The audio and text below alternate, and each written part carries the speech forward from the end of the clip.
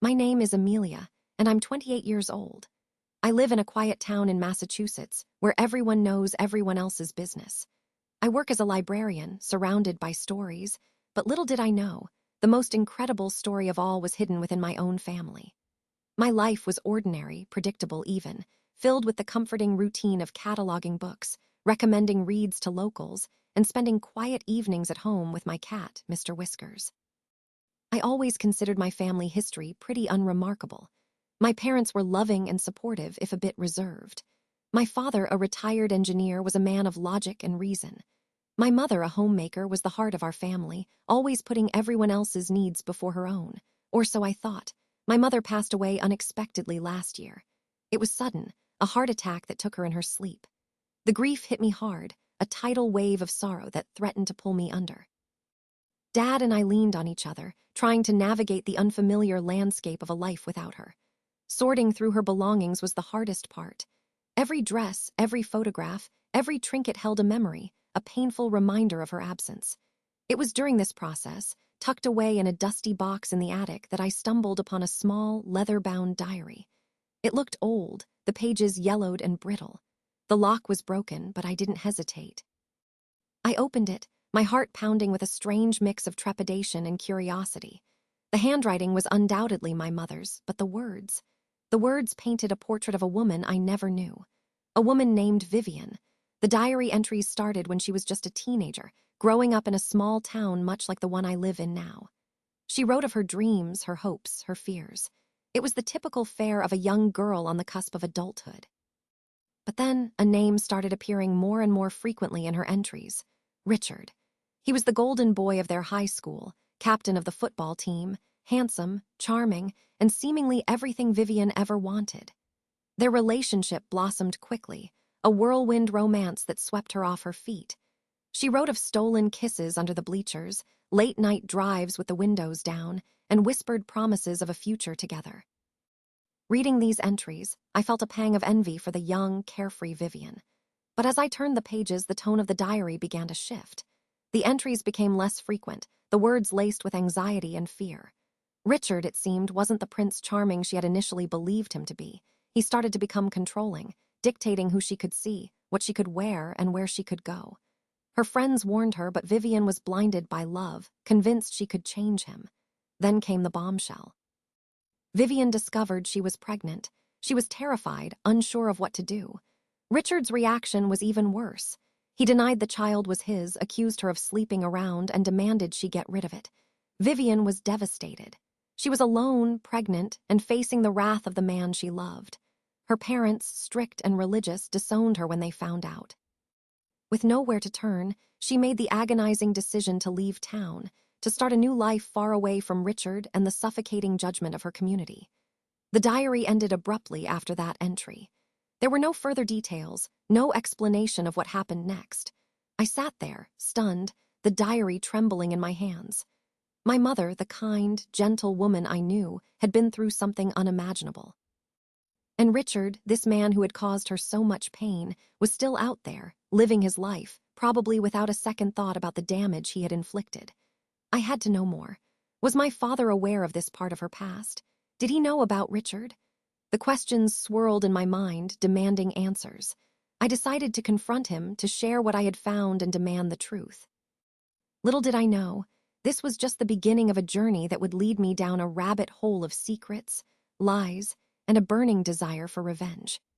The revelation of my mother's past was just the first domino to fall, and I was about to discover a web of deceit that would shake my family to its core. I waited until my father was settled in his favorite armchair, a book open on his lap, before I broached the subject. He looked up, his eyes crinkling at the corners, a familiar gesture that always brought me comfort. "Dad," I began, my voice trembling slightly, "I found something in the attic, something that belonged to Mom." I held out the diary, watching his face carefully. He took it, his brow furrowing as he recognized the worn leather cover. He opened it hesitantly, his eyes scanning the faded handwriting. As he read, his expression changed. The familiar lines of his face deepened, his eyes clouding over with a mixture of sadness and regret. He closed the diary with a snap, his hands shaking. "Where did you find this, Amelia?" he asked, his voice barely above a whisper. In the attic, I replied. In a box of her old things. Dad, what does it mean? Who is Richard?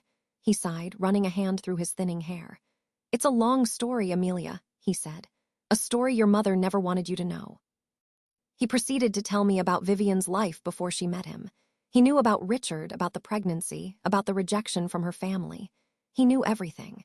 He explained that Vivian had come to this town seeking a fresh start, a place where no one knew her past. They met at a local church social, and he was immediately drawn to her quiet strength and her gentle spirit. He knew she was carrying a secret, but he didn't press her. He fell in love with her, and she eventually confided in him about her past. He didn't judge her. He didn't care about Richard or the baby. He loved Vivian for who she was, and he vowed to protect her and help her heal. They married a year later, and he adopted her daughter, raising her as his own. He never told anyone about Vivian's past, not even her daughter. He wanted to shield her from the pain and shame she had endured. I was stunned. I had a sister, a half-sister. Someone out there who was also a part of my mother's life, someone I never knew existed. My mind raced, trying to process this new information. Who is she, Dad? I asked, my voice barely a whisper. Where is she? He hesitated, his eyes filled with a mixture of fear and sadness. Your mother made me promise never to tell you, he said. She wanted to protect you. She didn't want you to get hurt. Hurt by what, Dad? I pressed. By Richard, he sighed. Richard is a powerful man, Amelia, he said. He's not someone you want across. He explained that after Vivian left town, Richard had tried to find her. He was furious that she had defied him, that she had chosen to keep the baby. He used his connections and his money to track her down, but Vivian had covered her tracks well. He eventually gave up, but he never forgot about her. My father feared that if Richard ever found out about her daughter, he would try to take her away, or worse. That's why Vivian insisted on keeping her past a secret, even from me. But now that she was gone, I felt a burning need to know the truth, to find my sister and connect with her.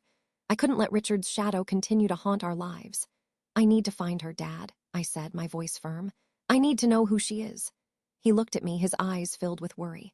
Amelia, I don't think that's a good idea, he said. It's been years. She's probably moved on, built a life for herself. You could be opening up old wounds, causing more pain. But she's my sister, Dad, I insisted. I have a right to know her, and she has a right to know about Mom. He sighed, knowing he couldn't dissuade me. All right, he said. I'll tell you what I know, but promise me you'll be careful. Richard is not a man to be trifled with. He told me that my sister's name was Sarah. Vivian had given her up for adoption shortly after she was born. She wanted her to have a better life, a life free from the stigma of being an unwed mother. She had gone through a private adoption agency, and all she knew was that Sarah had been adopted by a family in California. He had a file with some documents related to the adoption, but it was old and incomplete. It was a starting point, but not much else. Armed with this information, I began my search for Sarah.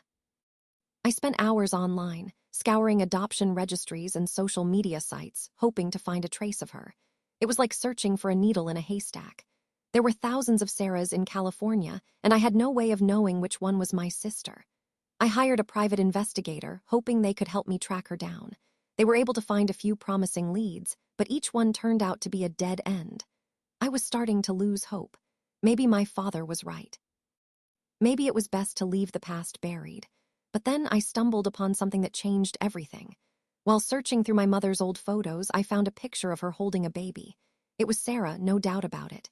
But on the back of the photo, there was an inscription. To my dearest Sarah, may you always know how much I love you. Mom. And underneath that, a date and an address in California. My heart leaped with excitement. It was an old address, but it was a place to start. I booked a flight to California, determined to find my sister, no matter what it took. But as I prepared for my journey, I couldn't shake the feeling that I was being watched. I noticed a strange car parked outside my house, and I felt like I was being followed when I went to the grocery store. Was it Richard? Was he already aware of my search? The thought sent a shiver down my spine.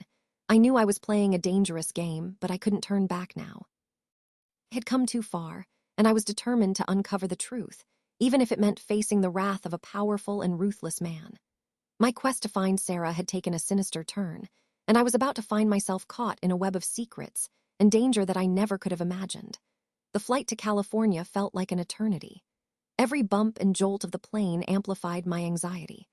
I kept replaying the image of my mother's photo in my mind, Sarah's tiny face a beacon of hope in the darkness. As soon as I landed, I rented a car and drove straight to the address on the back of the photo. It was in a quiet, suburban neighborhood lined with palm trees and manicured lawns. The house itself was a small, modest bungalow, painted a cheerful yellow. I parked across the street, my heart pounding in my chest. I wasn't sure what to expect. Would Sarah be there? Would she even want to meet me? What if she already knew about her past and wanted nothing to do with her biological mother? I took a deep breath, trying to calm my nerves. I had to do this for my mother, for Sarah, and for myself. I walked across the street and knocked on the door. A woman answered, her face etched with lines of fatigue.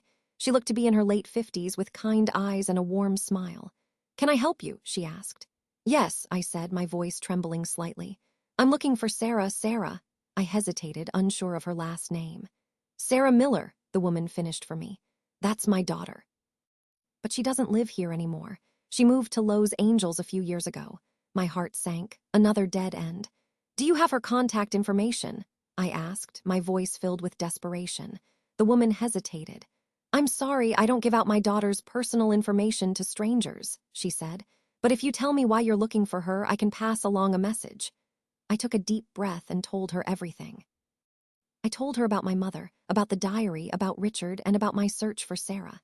As I spoke, her eyes widened with surprise and then filled with tears. When I finished, she was silent for a moment, absorbing everything I had said. "I had no idea," she said finally, her voice choked with emotion. "Sarah never told me anything about this." She explained that Sarah had always been a bit of a mystery to her. She was a quiet, reserved child who never talked much about her past. She knew she was adopted, but she didn't seem interested in finding her biological parents. She grew up to be a kind, compassionate woman, but she always seemed to be carrying a hidden sadness. The woman believed that Sarah deserved to know the truth about her mother, about her past, and about me. She agreed to give me Sarah's contact information, but she warned me that Sarah might not be receptive to my story. "She's been hurt before," she said. "She's very guarded." I thanked her profusely, my heart filled with a mixture of hope and trepidation. I had Sarah's phone number and her address in Los Angeles. I was one step closer to finding her, but I knew that the real challenge was just beginning. I had to convince her to open up, to trust me, and to accept me as her sister. I also had to be prepared to face the consequences of uncovering the truth, including the possibility of encountering Richard. The woman's kindness had given me a renewed sense of purpose, but it also amplified my fears. I was no longer just searching for my sister. I was stepping into a world of secrets and danger that could have far-reaching consequences. The road to reconciliation, I realized, was paved with potential peril. Los Angeles was a whirlwind of noise and activity, a stark contrast to the quiet town I had left behind. I found a small hotel near Sarah's address and spent the night rehearsing what I would say to her. I wanted to be honest, compassionate, and understanding, but I also wanted to protect myself from potential rejection. The next morning, I drove to Sarah's apartment, a modest building in a bustling neighborhood. I parked down the street and walked the rest of the way, my palms sweating, my heart pounding. I stood outside her door for what felt like an eternity, gathering my courage. Finally, I took a deep breath and knocked. The door opened, and there she was, Sarah. She looked just like my mother, with the same kind eyes and gentle smile. But there was a sadness in her eyes, a weariness that belied her youthful appearance. "Can I help you?" she asked, her voice soft and hesitant. "Sarah," I said, my voice trembling. "My name is Amelia. I'm your sister." Her eyes widened with surprise, and she took a step back. "I don't have a sister," she said, her voice barely above a whisper. "Yes, you do," I replied. "My mother was Vivian. She gave you up for adoption when you were born." She stared at me, her face pale. "This is a mistake," she said. "I don't know who you are, but you need to leave." She started to close the door, but I stopped her. "Please, Sarah," I said. "Just listen to me. I know this is a lot to take in, but it's true. I have proof. I have my mother's diary. It tells the whole story." She hesitated, her eyes filled with confusion and disbelief. "A diary?" she asked. "Yes," I said. "It explains everything. About your mother, about Richard, about why she gave you up for adoption." She looked at me for a long moment, her expression unreadable. Finally, she sighed and opened the door wider. "All right," she said. "Come in, but I'm warning you, if this is some kind of scam, I'm calling the police." I stepped inside, my heart filled with relief. I was in. Now I just had to convince her to believe me. Her apartment was small but cozy, filled with books and plants. It felt like a safe haven, a place where she could escape the world. We sat down on the couch, and I began to tell her the story of our mother, of her life before she met my father, of the pain and suffering she had endured. I showed her the diary, pointing out the entries that mentioned her, the entries that expressed her mother's love and regret.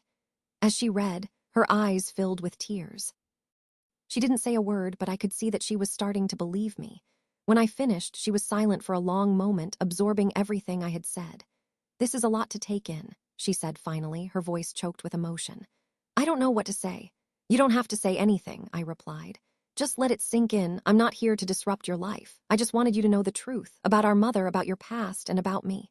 She looked at me, her eyes filled with gratitude. "Thank you," she said, "for telling me. I always wondered about my biological parents. I always felt like there was a part of me missing." We talked for hours, sharing our stories, our hopes, and our dreams.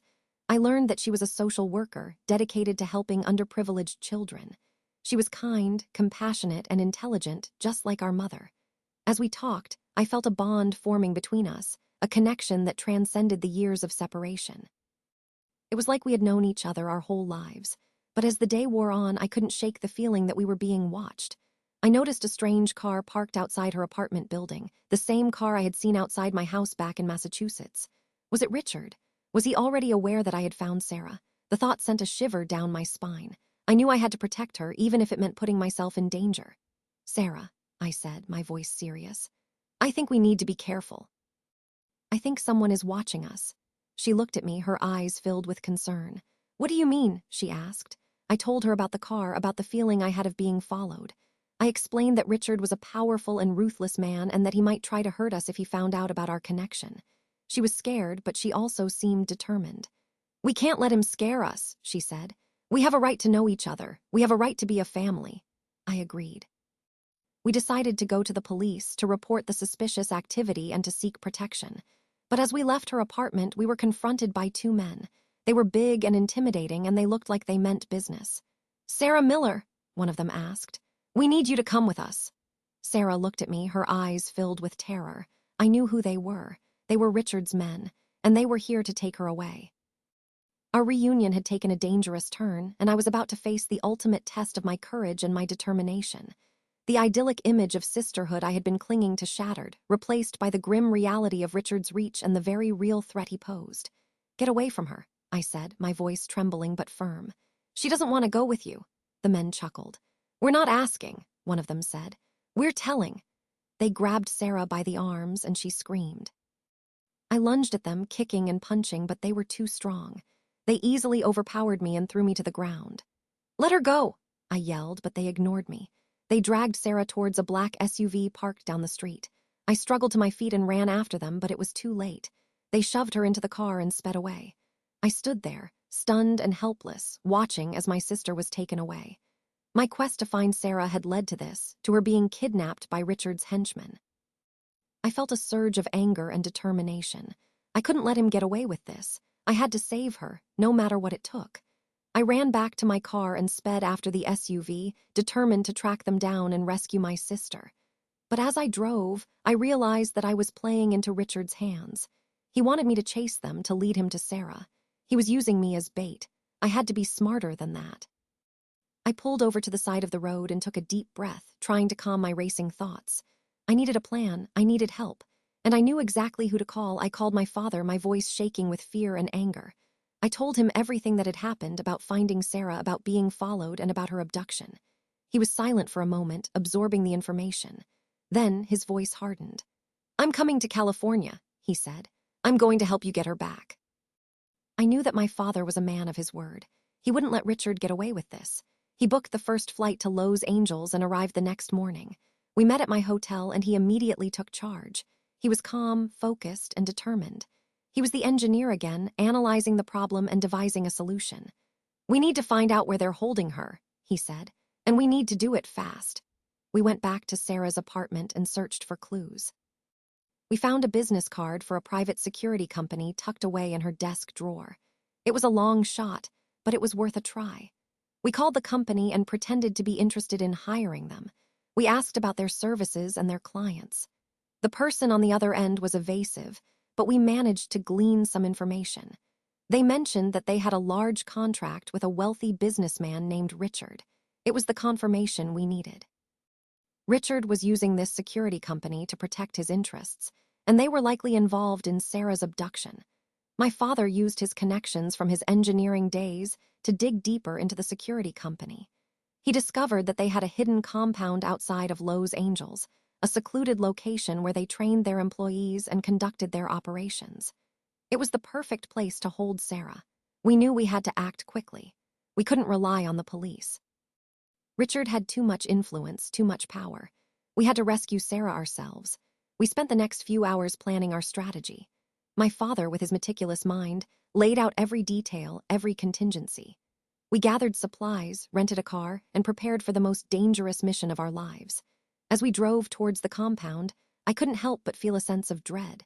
We were going up against a powerful and ruthless man, a man who had already caused so much pain and suffering. But I was also filled with a sense of determination. I wouldn't let him hurt my sister. I wouldn't let him get away with what he had done. I was ready to fight, to risk everything to save Sarah. The compound was located in a remote area, surrounded by mountains and desert. It was heavily guarded, with fences, cameras, and armed patrols. We parked a safe distance away and surveyed the scene.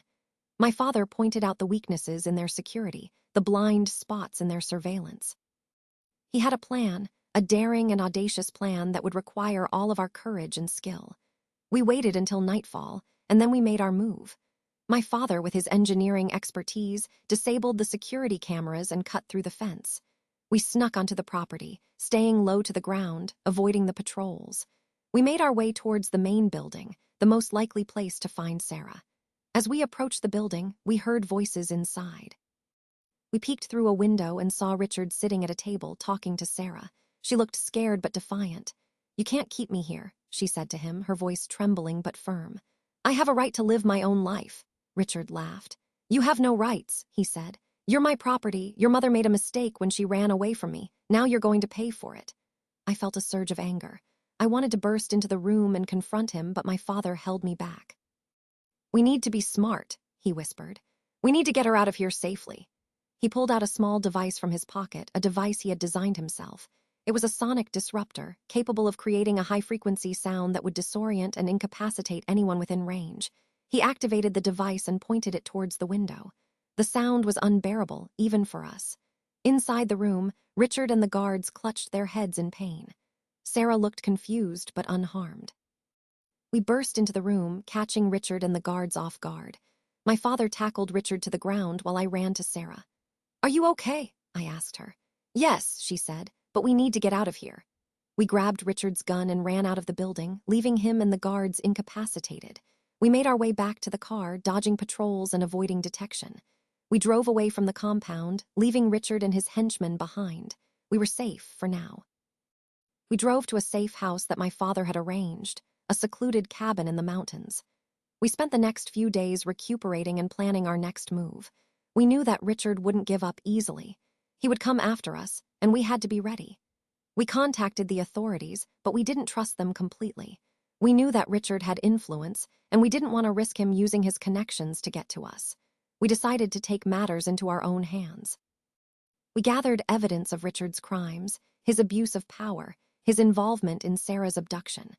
We compiled a dossier of information that would be irrefutable.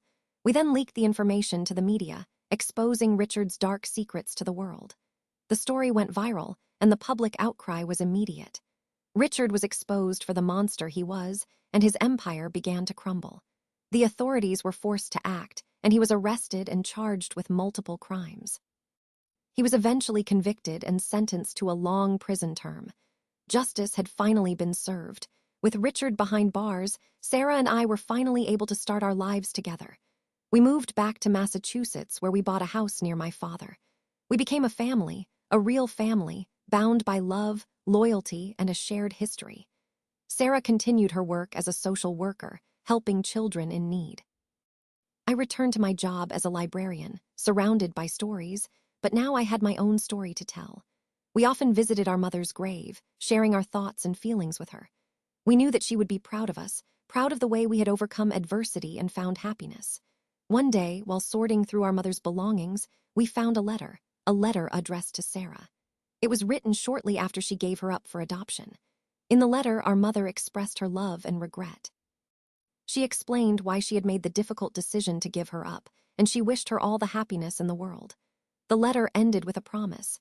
"I will always be watching over you, my dear Sarah, and one day we will be together again." As we read the letter, tears streamed down our faces. We knew that our mother was with us in spirit, watching over us, guiding us on our journey. We had found each other, we had found our family, and we had found peace. But just when we thought our story was over, we received a phone call. It was from a lawyer representing a woman who claimed to be Richard's daughter. She said that Richard had left her a message to be delivered to Sarah. In the message, Richard revealed a shocking secret. He was Sarah's biological father. Vivian had lied to my father, and she had lied to Sarah. The man we had fought so hard to bring down was actually Sarah's father. The revelation sent shockwaves through our family. We had to come to terms with the fact that Sarah's past was even more complicated than we had imagined. But we didn't let it break us. We knew that blood didn't define family. Love, loyalty, and shared experiences did. We chose to focus on the bond we had created, the bond that had been forged in the face of adversity. We decided to move forward together, as a family, stronger than ever before. Our story was far from over, but we were ready for whatever the future held. We had learned that even in the darkest of times, love and family could triumph over evil. And that was a lesson worth fighting for. The twist in our story was a stark reminder that revenge, even when seemingly justified, can have unexpected and complicated consequences, leaving us to grapple with the nuances of family and the enduring power of love in the face of shocking revelations. The news shook Sarah to her core. The man she'd grown to despise, the source of so much pain for her mother and indirectly for her, was actually her father.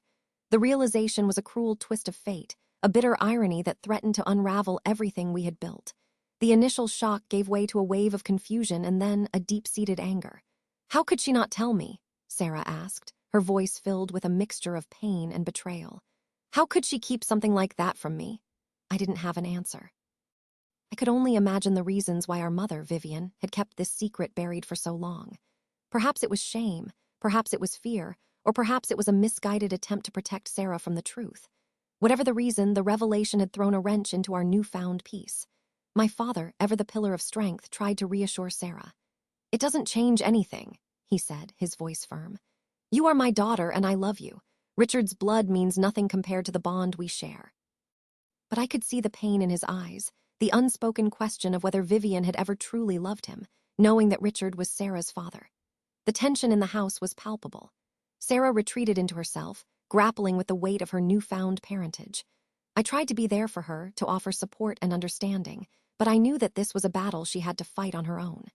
Days turned into weeks, and Sarah remained withdrawn. She stopped going to work, isolating herself in her room. I feared that she was spiraling down a dark path, consumed by anger and resentment. I knew I had to do something, but I didn't know what. One evening, I found Sarah sitting on the porch, staring out at the sunset. I sat down beside her and we sat in silence for a long time. Finally, she spoke. "I need to see him," she said, her voice barely audible. "I need to see Richard. I need to understand." I was hesitant. The thought of Sarah confronting Richard filled me with dread. He was a manipulative and dangerous man, and I feared that he would try to use her, to twist her mind and turn her against us. But I also knew that Sarah needed to do this for her own healing. "All right," I said. "I'll go with you." We arranged a visit to the prison. The atmosphere was oppressive, the air thick with tension and despair. As we waited in the visiting room, I could feel Sarah's anxiety building. Finally, Richard was led into the room. He looked older, his face etched with lines of bitterness and regret. But his eyes still held that spark of malevolence, that unsettling sense of power. He smiled when he saw Sarah, a chilling, predatory smile. "Hello, daughter," he said, his voice smooth and insidious. Sarah didn't respond. She simply stared at him, her eyes filled with a mixture of anger and curiosity. "Why?" she asked. "Why did you do all those things? Why did you hurt my mother?" Richard's smile faded. "Your mother was a fool," he said. "She should have stayed with me. We could have had it all." "But you abused her," Sarah said. "You tried to control her. You ruined her life." "She made me do it," Richard said, his voice rising. "She defied me. She deserved what she got." Sarah flinched. I could see that Richard's words were having an effect on her. I stepped forward, putting my arm around her. "Don't listen to him," I said. He's trying to manipulate you. Richard glared at me.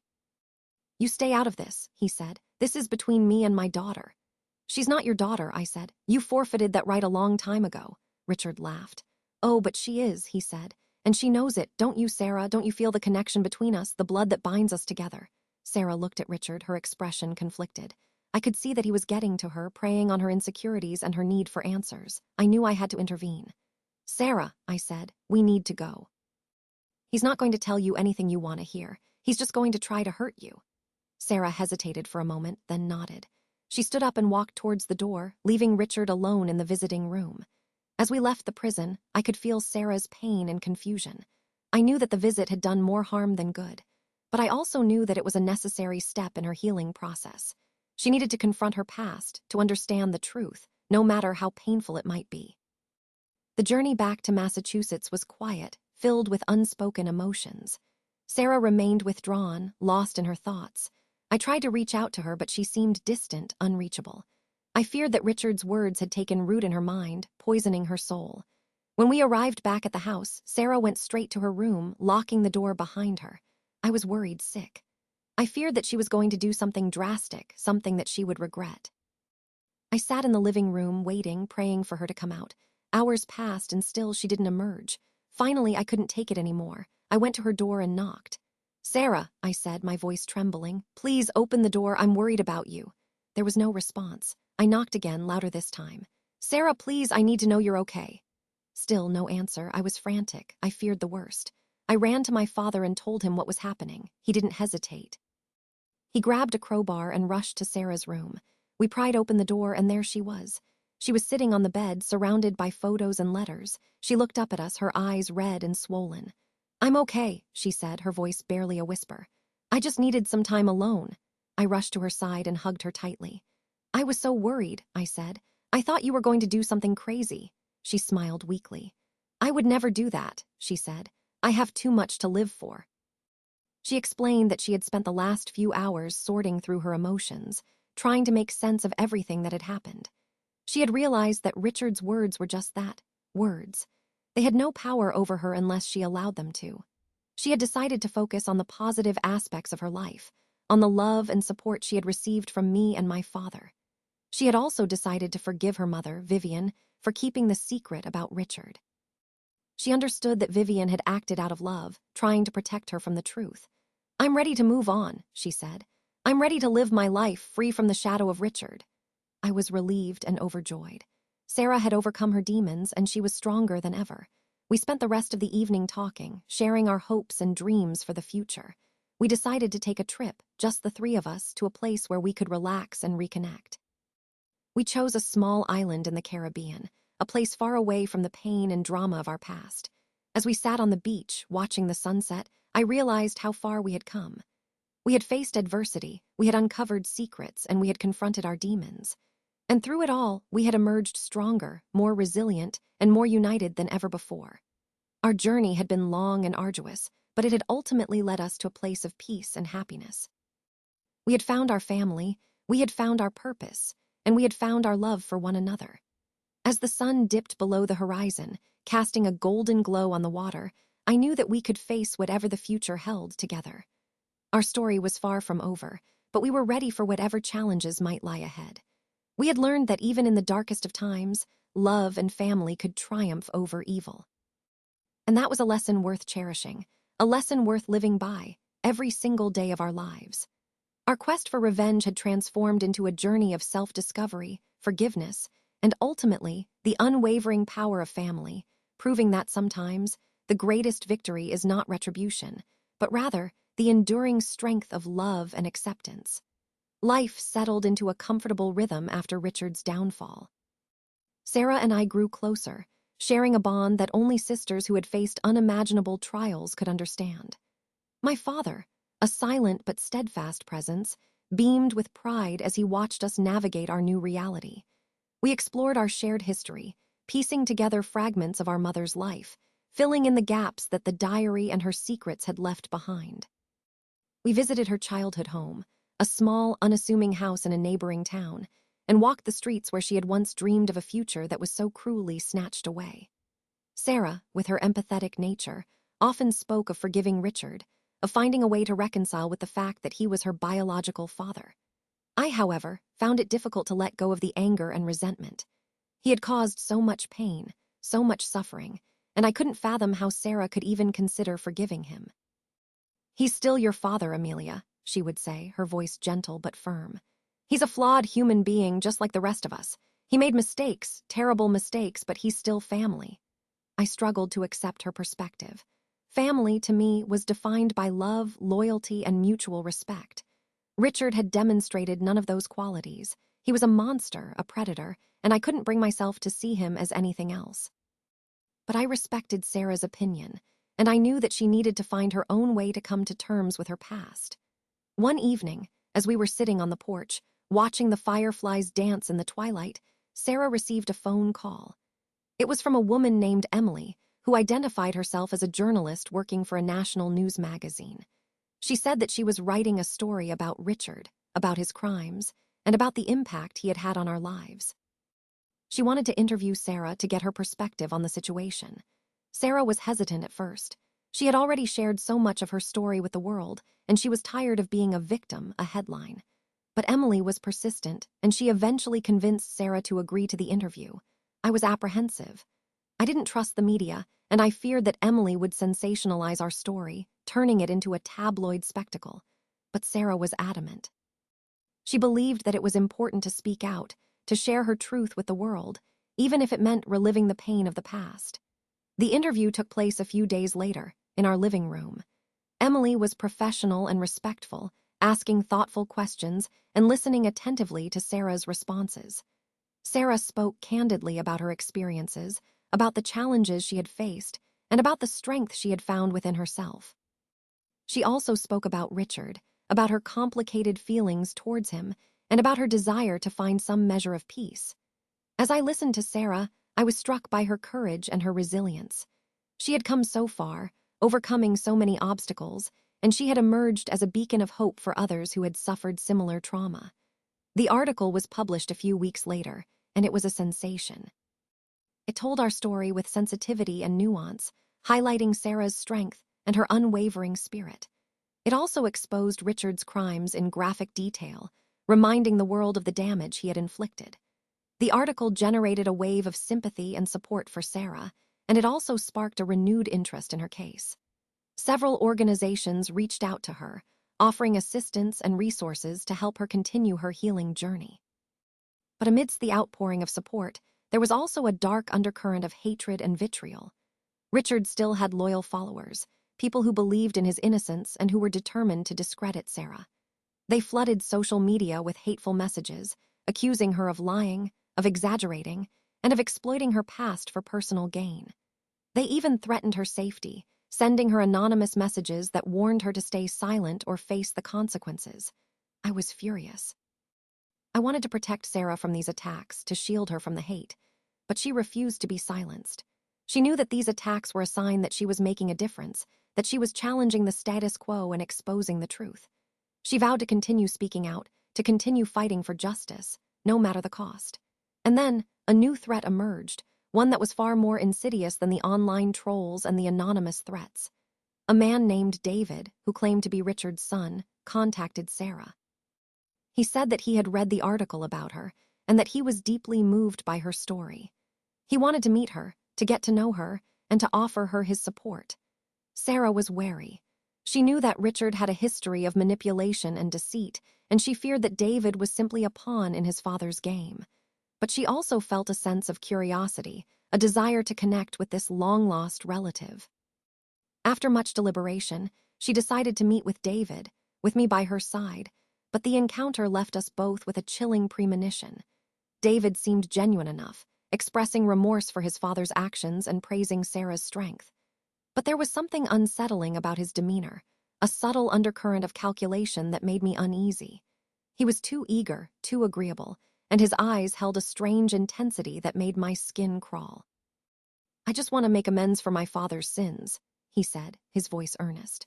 "I know I can never undo the damage he's caused, but I want to help you heal, to support you in any way I can." Sarah, ever the optimist, seemed to believe him.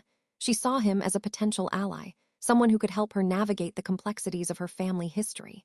I, however, remained skeptical. I couldn't shake the feeling that David was hiding something, that he had an ulterior motive for befriending Sarah. As the weeks passed, David became increasingly involved in Sarah's life. He accompanied her to support group meetings, attended her speaking engagements, and even helped her with her social work projects. He was always there, a constant presence, offering assistance and advice. Sarah seemed to thrive under his attention, her confidence growing with each passing day. But I couldn't shake my suspicions. I felt like we were being watched, that David was reporting back to Richard, feeding him information about our lives. I tried to voice my concerns to Sarah, but she dismissed them as paranoia. "You're just being overprotective, Amelia," she said. "David is a good person. He's trying to help me." I knew that I couldn't force her to see things my way. She had to come to her own conclusions about David, even if it meant risking her safety. But I vowed to keep a close eye on him, to watch his every move, and to be ready to protect Sarah if he ever showed his true colors. One day, David invited Sarah to visit his family's estate, a sprawling mansion located in a secluded area outside of town. He said that he wanted her to meet his mother, who was eager to get to know her. Sarah was excited about the invitation. She saw it as an opportunity to connect with her paternal family, to finally feel like she belonged. I was strongly opposed to the idea. I didn't trust David's family, and I feared that they would try to manipulate Sarah to turn her against us. But Sarah was determined to go. She said that she needed to do this for her own peace of mind. Against my better judgment, I agreed to accompany her. As we drove towards the estate, I couldn't shake the feeling that we were walking into a trap. The mansion was imposing, with towering walls and darkened windows. It felt cold and unwelcoming, a place where secrets were buried and darkness reigned. David greeted us at the door, his smile a little too wide, his eyes a little too bright. He led us inside, through a maze of hallways and opulent rooms. The house was eerily silent, the air thick with an atmosphere of unease. He finally led us to a grand ballroom where his mother was waiting. She was a striking woman with sharp features and piercing eyes. She was dressed in a black gown, and she stood rigidly like a statue. "Sarah," David said, "this is my mother, Alina." Alina stared at Sarah, her expression unreadable. "So," she said, her voice cold and brittle, "you're the daughter of that woman." Sarah's face paled. "My mother's name was Vivian," she said, her voice trembling. Alina sneered. "She was a gold digger, a tramp," she said. "She seduced my husband and ruined our family." Sarah gasped. "That's not true," she said. "My mother loved him." "Love," Alina scoffed. "She only loved his money." "It's a liar and a cheat." I stepped forward, my anger boiling over. "That's enough," I said. "You have no right to speak about her that way." Alina turned her gaze on me, her eyes filled with contempt. "And you," she said, "you're the other daughter, the one who stirred up all this trouble." David stepped between us, his face flushed. "Mother, please," he said. "This is not helping." Alina ignored him. "I know what you're up to," she said. "You're trying to destroy our family, to take everything we have." "We don't want anything from you," I said. "We just want to be left alone." "That's not what it looks like," Alina said. "You're digging up the past, exposing our secrets. You won't stop until you've ruined us all." I realized then that we had made a terrible mistake. We had walked into a viper's nest, and we were in grave danger. We had to get out of there before it was too late. As we turned to leave, David blocked our path. His smile was gone, replaced by a look of cold determination. "I'm sorry, Sarah," he said, "but you can't leave. Not yet." My blood ran cold, for I knew then that David was not our ally, but rather a puppet in his mother's sinister game, and suddenly the room began to spin, as I realized that we were trapped in a web of deceit that was far more intricate and dangerous than we could have ever imagined. Alina's eyes glinted with a predatory hunger, a stark contrast to the facade of grieving widow she had presented to the world. The air in the ballroom crackled with tension, a silent declaration of war. "David, what is the meaning of this?" Sarah asked, her voice laced with fear and confusion. David's face was a mask of conflicted emotions, a battle raging within him between filial duty and perhaps a flicker of genuine affection for Sarah. "I'm sorry, Sarah," he repeated, his voice strained. "But I can't let you expose my family any further. My mother has been through enough." I stepped forward, placing myself protectively in front of Sarah. "You're making a mistake, David," I said, my voice steady despite the tremor of fear that ran through me. "This isn't the answer. You don't have to do this." Alina let out a harsh, mirthless laugh. "Don't you see, you foolish girl," she said. This is the only answer. You and your sister are a threat to everything we hold dear. We can't allow you to continue to meddle in our affairs." She gestured towards a hulking figure that emerged from the shadows, a man with a shaved head and a menacing glare. He moved with a quiet efficiency that spoke of years of experience in dealing with unpleasant situations. "Take them to the cellar," Alina commanded, her voice devoid of any warmth or compassion. "See that they don't cause any more trouble." David averted his gaze, unable to meet Sarah's pleading eyes. He was trapped, a pawn in his mother's twisted game, and we were collateral damage. The hulking figure grabbed our arms, his grip like iron. We struggled, but it was no use. He was too strong, too determined. We were dragged through the mansion, down a winding staircase, and into a dark, damp cellar. The air was thick with the smell of mildew and decay, and the only light came from a single flickering bulb hanging precariously from the ceiling. The cellar was small and cramped, with stone walls and a dirt floor. There were no windows, no escape. We were prisoners at the mercy of Alina and her ruthless son. As the hulking figure slammed the door shut, I felt a wave of despair wash over me. We had been so close to finding peace, to building a life free from the shadows of the past. But now we were back in the darkness, facing a new and even more dangerous threat. "What are we going to do?" Sarah asked, her voice trembling with fear. "I don't know," I said, "but we can't give up. We have to find a way to escape." We spent hours in the cellar, searching for any sign of an exit. We examined the walls, the floor, the ceiling, but there was nothing. We were trapped. As the hours passed, our hope began to dwindle. We were hungry, thirsty, and exhausted. The darkness closed in around us, suffocating our spirits. Just when I thought we were about to give up, I noticed something. A small, almost imperceptible crack in one of the stone walls. I examined it more closely, and I realized that it wasn't just a crack. It was a seam, a place where two stones met. With renewed determination, I began to pry at the seam, using my fingernails and any small object I could find. It was slow, painstaking work, but I refused to give up. Sarah joined me, her spirits lifted by the possibility of escape. Together, we worked tirelessly, chipping away at the stone, widening the seam. Finally, after what seemed like an eternity, we managed to dislodge one of the stones. It was small, but it was enough. We could see a sliver of light shining through the opening.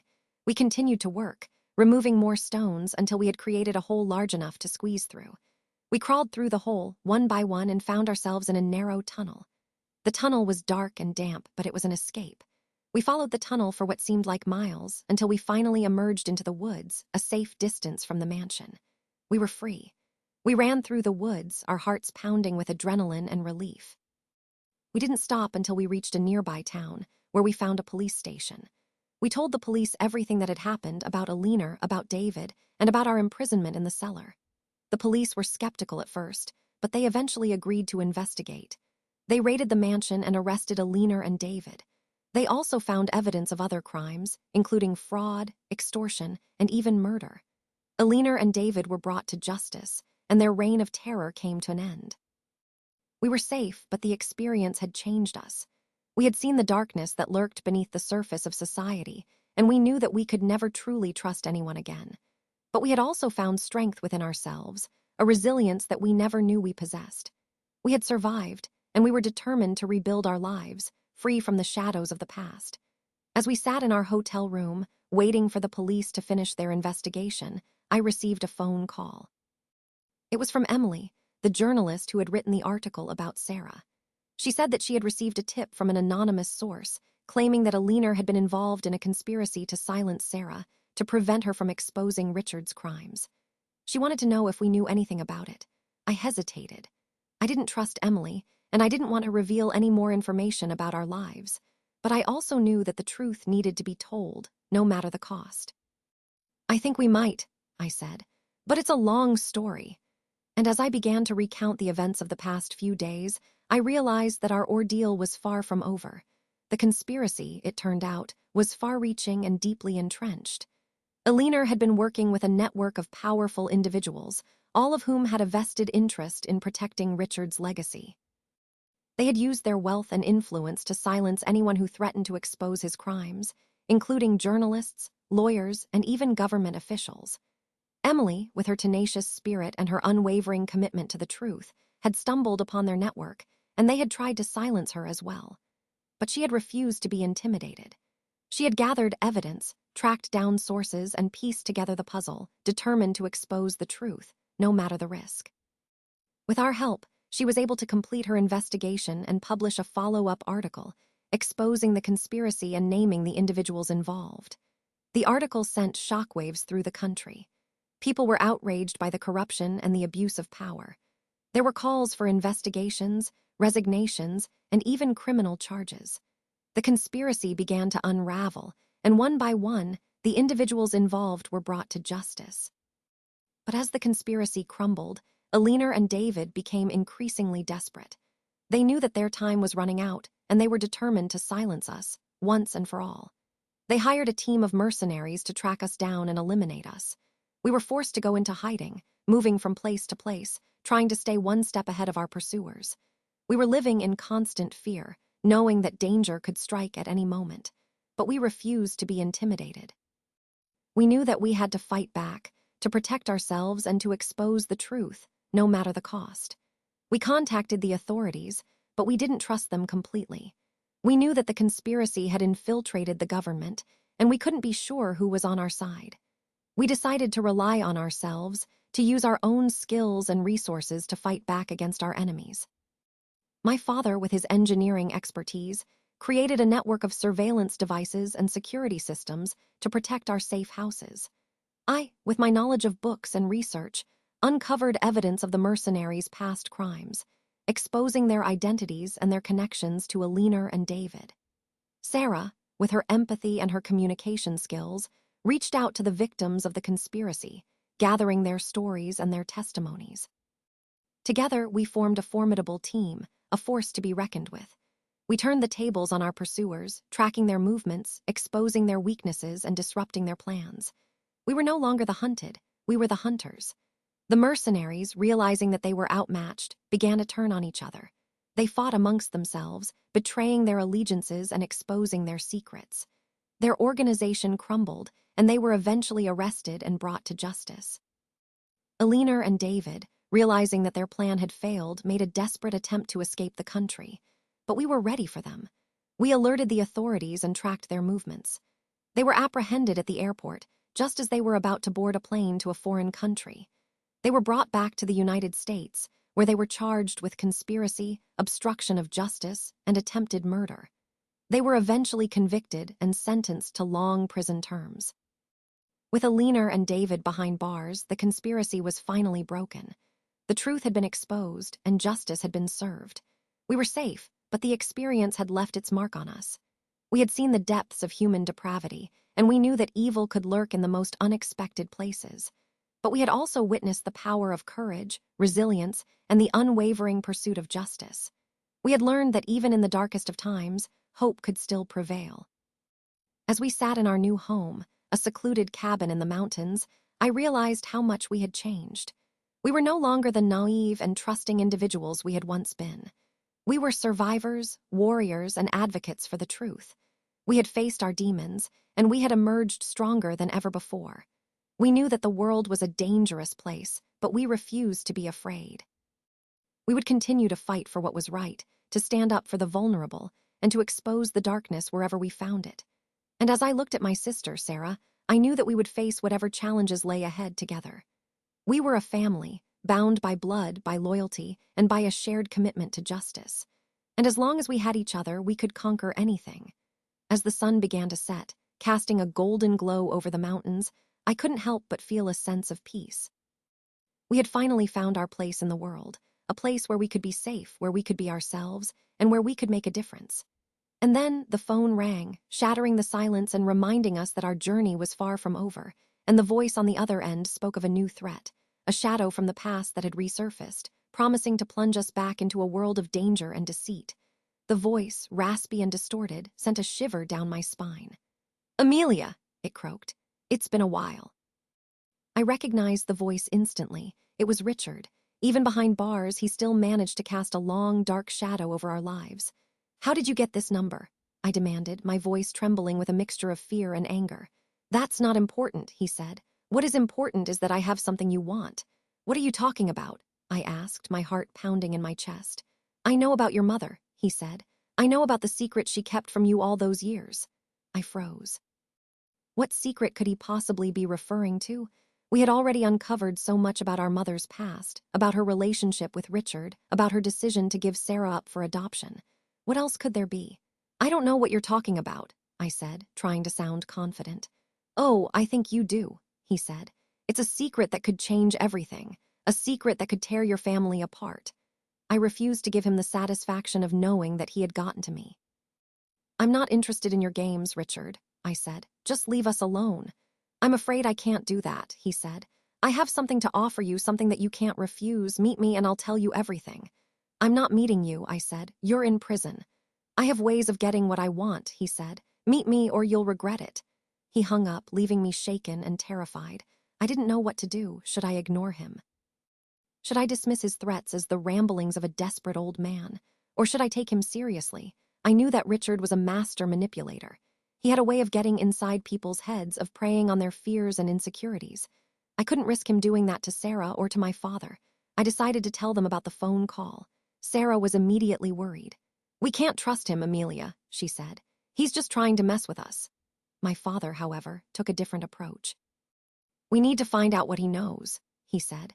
We can't let him hold this over our heads. After much discussion, we decided to meet with Richard. We knew it was a dangerous move, but we felt like we had no choice. We contacted the authorities and arranged a meeting at the prison. We insisted on having a security guard present at all times, and we made it clear that we would not tolerate any threats or intimidation. When we arrived at the prison, the atmosphere was tense. The guards were on high alert and the air was thick with anticipation. We were led to a small, sterile room where Richard was waiting. He looked older and weaker than the last time I had seen him, but his eyes still held that spark of malice. Well, well, well, he said, his voice raspy. Look who decided to pay me a visit. I glared at him. Just tell us what you know, Richard, I said, and then we're leaving. He chuckled. Patience, Amelia, he said, all in due time. He turned his gaze to Sarah. So, daughter, he said, how does it feel to know that your life is based on a lie? Sarah's face paled. What are you talking about? She asked. Your mother wasn't who you think she was, he said. She had a secret, a dark secret that she took to her grave. My father stepped forward, his face grim. Get to the point, Richard, he said, or we're leaving. Richard smiled. All right, he said. I'll tell you the truth. Your mother wasn't just running away from me when she left town all those years ago. She was running away from someone else, someone far more dangerous. Who? I asked, my voice barely a whisper. Her father, Richard said. Your grandfather. Sarah and I exchanged bewildered glances. Our grandfather, what did he have to do with any of this? What about him? Sarah asked. Richard leaned forward, his eyes gleaming with a sinister light. He was a monster, he said. A cruel, sadistic man who abused your mother in ways you can't even imagine. I gasped. This was too much. It was too dark, too twisted. I couldn't believe that our mother had endured such horrors. That's a lie, I said. You're making this up. Oh, am I? Richard said. Ask your father, he knows the truth. I turned to my father, my eyes pleading. Is it true? I asked. He hesitated for a moment, then nodded slowly. Yes, he said. It's true. Your mother told me about it years ago. I felt like the world was spinning. Everything I thought I knew about my mother, about my family, was suddenly shattered. I couldn't breathe. I needed to get out of there. Let's go, I said to Sarah, grabbing her arm. We need to leave. But Richard wasn't finished. There's more, he said. Your grandfather didn't just abuse your mother, he also did something else, something far more terrible. What? I asked, dreading the answer. He killed someone, Richard said. He murdered a young woman and your mother helped him cover it up. I stared at him, speechless. My mother, a murderer, it was impossible. She was the kindest, most gentle person I had ever known. There had to be a mistake. That's not true, I said. You're lying. Am I? Richard said. Ask your father, he knows the truth. I turned to my father again, my eyes filled with desperation. Is it true? I asked. He hesitated for a long moment, then nodded slowly. Yes, he said. It's true. Your mother told me about it years ago. I felt like my heart was breaking. My mother, a victim of abuse, a witness to murder. It was too much to bear. I didn't know what to believe anymore. Richard smiled, a cruel, triumphant smile. There you have it, he said. The truth exposed at last. I couldn't take it anymore. I turned and ran out of the room, tears streaming down my face. Sarah and my father followed me, their faces etched with concern. We left the prison and drove back to our cabin, the silence broken only by my sobs. As we sat there in the darkness, I knew that our lives had been changed forever. Richard had unleashed a new wave of chaos, and I didn't know if we would ever be able to recover. But then, my father dropped another bombshell, revealing that the murdered woman was a childhood friend of my mother, a girl who had mysteriously disappeared from their small town years ago, leaving behind a cold case that had haunted the community ever since. And I knew then that we couldn't run away from the truth, no matter how painful it might be. And it was time to confront the ghosts of our past, to uncover the secrets that had been buried for so long, even if it meant risking everything. The revelation that my mother was somehow involved in a murder investigation decades ago sent shockwaves through our family. Sarah, despite her attempts at understanding and forgiveness, was visibly shaken. My father, usually a man of stoic composure, seemed burdened by a weight he had carried in silence for far too long. As for me, I felt a surge of anger mixed with a profound sense of betrayal. How could our mother, the woman we had revered and loved so dearly, be connected to such a heinous crime? Was everything we knew about her a lie? The need to uncover the truth became an all-consuming obsession. We spent days poring over old newspaper articles, police reports, and any other documents we could find related to the cold case. The victim's name was Emily Carter, a vibrant and popular teenager who had vanished without a trace in the summer of 1968.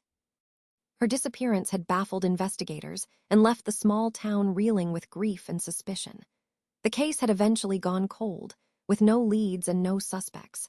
Now, decades later, Richard's words had breathed new life into the investigation, casting a dark shadow over my mother's memory. We decided to return to our mother's hometown, to retrace her steps, and to try to piece together the events that had led to Emily Carter's death.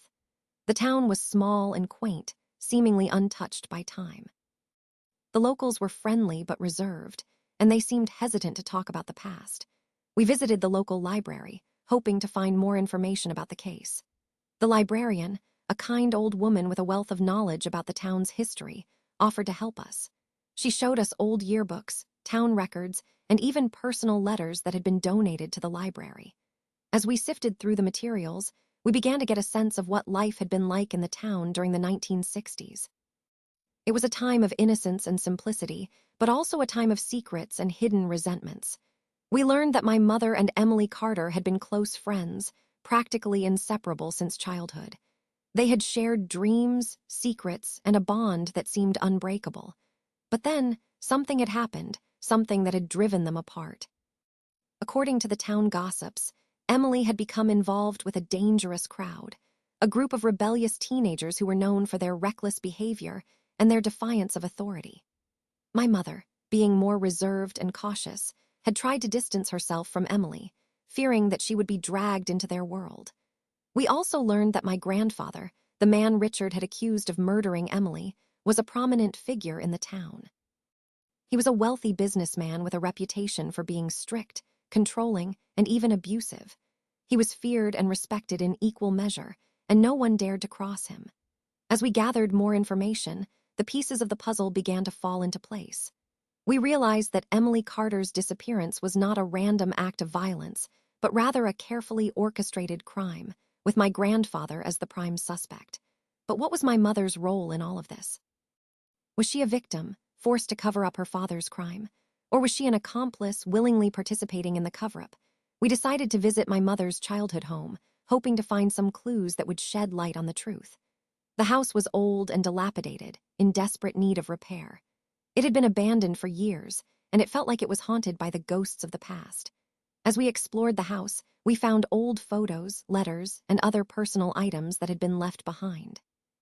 We also discovered a hidden room in the basement, a small, windowless space that had been used as a storage area. Inside the room, we found a trunk filled with my mother's old belongings. As we sifted through the contents of the trunk, we found a diary, a small, leather-bound book that was filled with my mother's handwriting. We eagerly opened the diary and began to read, hoping to finally understand the truth about Emily Carter's disappearance. The diary entries started in the summer of 1968, just weeks before Emily vanished. My mother wrote about her friendship with Emily, about their dreams for the future, and about the growing tension between them. She also wrote about her father, about his controlling behavior, and about her fear of him. As we read further, we came across an entry that made our blood run cold. In the entry, my mother described a heated argument that she had witnessed between her father and Emily Carter. She wrote that her father had accused Emily of stealing from him and that he had threatened to harm her if she didn't return the stolen items. She also wrote that Emily had seemed scared and desperate and that she had begged my mother to help her. The entry ended with a chilling sentence. "I don't know what to do. I'm afraid for Emily, but I'm also afraid of my father." As we read those words, we knew that we were getting closer to the truth. My mother had known that Emily was in danger and she had been powerless to help her. But what had happened next? What had led to Emily's disappearance? We turned the page, eager to find out. But the next entry was missing. The page had been torn out of the diary, leaving a gaping hole in the story. We searched frantically for the missing page, but it was nowhere to be found. It was clear that someone had removed it deliberately, someone who wanted to keep the truth hidden. We were frustrated and disappointed, but we refused to give up. We knew that the missing page held the key to solving the mystery, and we were determined to find it. As we left the house, we couldn't shake the feeling that we were being watched, that someone was following our every move, and I suddenly remembered an old, abandoned well behind the house that my mother used to talk about, a well that had been sealed off years ago, and I wondered if the answer to our questions might lie hidden in its murky depths. The abandoned well loomed in the overgrown backyard like a silent sentinel, its stone walls crumbling and covered in moss. It was a relic of a bygone era, a reminder of a time when life was simpler, but also more dangerous. My mother had often told me stories about the well, about how she and Emily used to play near it as children, dreaming of adventures and imagining what lay at the bottom. Now, as I stared into its dark abyss, I couldn't help but feel a sense of foreboding. I knew that the answer to our questions might lie hidden within its depths, but I also knew that delving into the past could be a dangerous and painful undertaking. We decided to return to the town library and consult the local historian, Mrs. Gable. She was a sweet, elderly woman with a passion for preserving the town's history.